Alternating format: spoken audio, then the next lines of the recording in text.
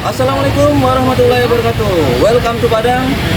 Selamat memperingati Hari Tani Nasional bulan 9 2024. Barang kebaikan, mati keberkahan untuk Indonesia maju. Sukses Bintang Asia. Pendapatan petani yang rendah dalam 10 tahun terakhir. Begitu pula dengan luas lahan garapan petani yang terus turun tiap tahun. Dalam catatan BPS, pendapatan rumah tangga petani dalam setahun sekitar 26,5 juta rupiah, yang artinya sekitar 2,2 juta rupiah per bulan, jauh di bawah rata-rata upah minimum regional atau UMR di banyak tempat.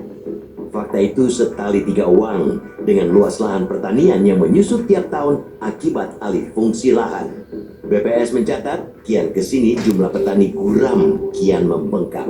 Petani guram ialah petani yang lahan mereka rata-rata hanya 0,25 hektar.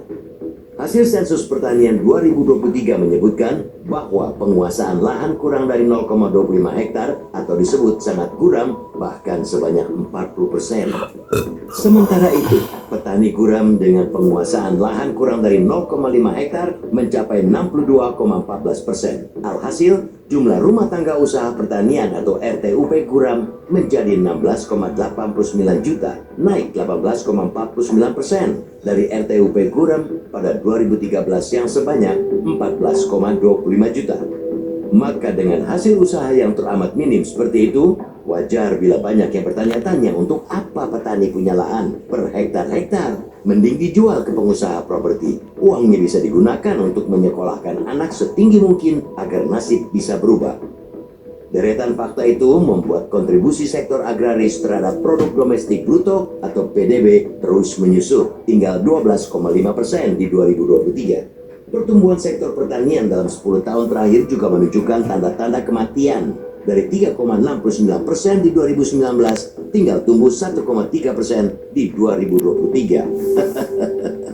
Hal itu membuat kemampuan penyerapan tenaga kerja sektor agraris terus menciut menjadi 29,4%. Jangan terlalu berharap generasi milenial dan Gen Z masih banyak yang mau bekerja di sektor pertanian.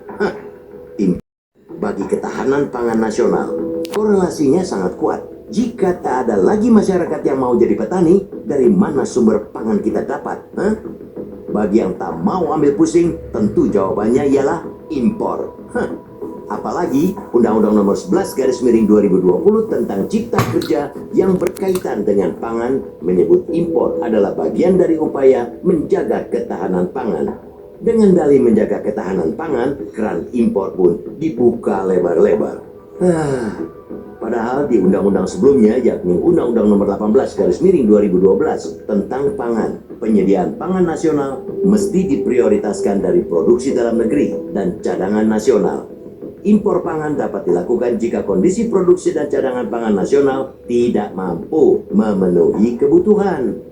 Perbandingan dua undang-undang itu menunjukkan negeri ini semakin jauh dari kedaulatan pangan. Sungguh tragis.